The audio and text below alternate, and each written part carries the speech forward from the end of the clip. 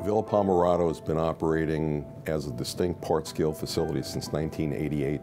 On average, throughout any year, we admit 1,600 admissions and discharges. We serve approximately 70 to 75% Medi-Cal populations. If the Medi-Cal cuts go through, it will severely limit our ability to take the kinds of patients we currently take. Many of the patients who are admitted here require frequent assessment and reassessment by licensed nurses.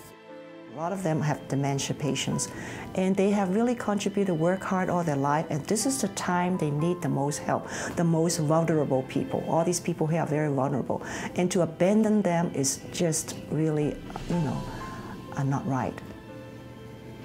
I'd have a tough time with it. I mean, I really would. I would really struggle. It's scary. It's scary not to be able to have someplace you can go quickly and maybe get out of quickly and get back on your feet and go back to work and do something. How are we gonna live then? This is the closest that I can feel being at home.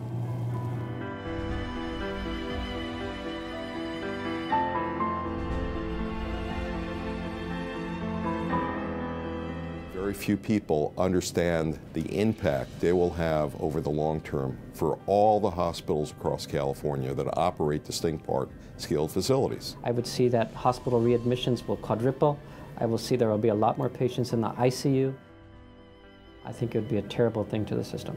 Unfortunately, it makes me feel frustrated and angry because I'm a provider and I have to take care of patients.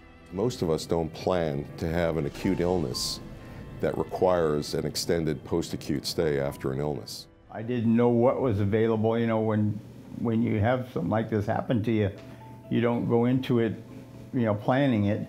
What are we giving them? We should not leave them like that. And because one of these days we'll be walking the same path as they are, and you want the same way to be like that?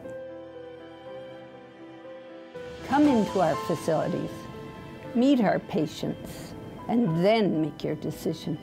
It appears so very narrow-sighted that they would take the funding from a facility such as this.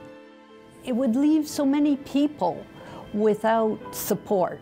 It would leave so many people in a compromised situation, in a place where they might not get better. And I mean, I couldn't go to bed. I want you to understand that if these cuts are enacted, the most vulnerable patients that we care for will have no place to go.